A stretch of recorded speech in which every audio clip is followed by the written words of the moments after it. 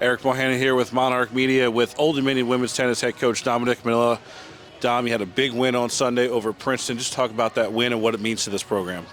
That was a great win for us, I think, on all fronts. I thought it was just an incredible team effort, 1 through 6 singles, 1 through 3 doubles, the way they clawed back there at number 1 doubles there. I thought our staff did an excellent job. I just very pleased overall with that performance.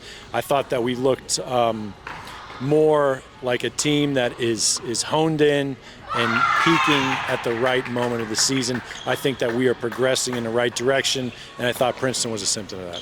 Well, and it may go under the radar, but Princeton's a very good team, and your first win over the Tigers.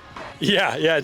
I've never beaten Princeton, so that felt good. The week before we beat Kansas, and I had never beaten Kansas before, so I think that was important for this group, especially. I think that this group, in the history of Old Dominion, as we've had a consistent level of success for several years now, and I think this team was searching for a little bit of identity, and I think those are 2 things they can hold their hat on that our past teams that were very successful weren't ever able to do. A big win this Saturday, Dom. You got Maryland coming to town. They're ranked 74 in the latest rankings. They've won 5 out of the last 6. What do you look for against the Terps?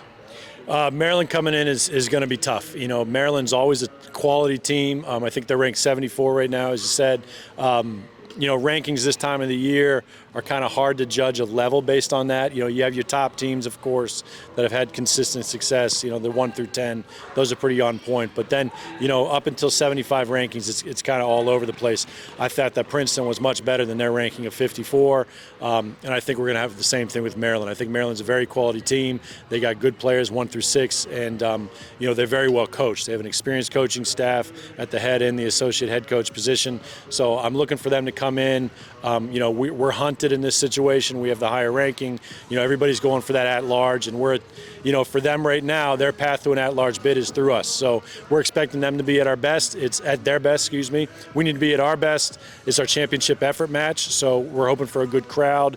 We need Monarch Nation to come out and support us for that one. And it's always hard on such a small team. It's hard to single out 1 or 2 players. But so Sophia and Kira get a lot of them mentioned. But Lydia Raskowskaya, Sunbelt Player of the Week. Just talk about what she's done so far this season. Lita has just been such a vital part of our success the past 2 seasons. She's only lost 2 dual matches in 2 years, and that's just an incredible feat. And she's not grinding it out at the 5 or 6 position. She's playing at the upper half of our lineup. So, to say that you have a player playing in primarily the number 3 position who's only lost twice, man, that's pretty darn good. And beyond that, she's an excellent student. She's a great citizen of our campus. She is a leader amongst our team. I just couldn't be more pleased for Lita and the accolades she received this week. It's very deserving. And we have a lot of players. Vika Matasova also had the same situation. She got us a point in the singles and the doubles last week against Princeton. Dom, thanks for your time. Good luck on Saturday. Thanks a lot, Eric.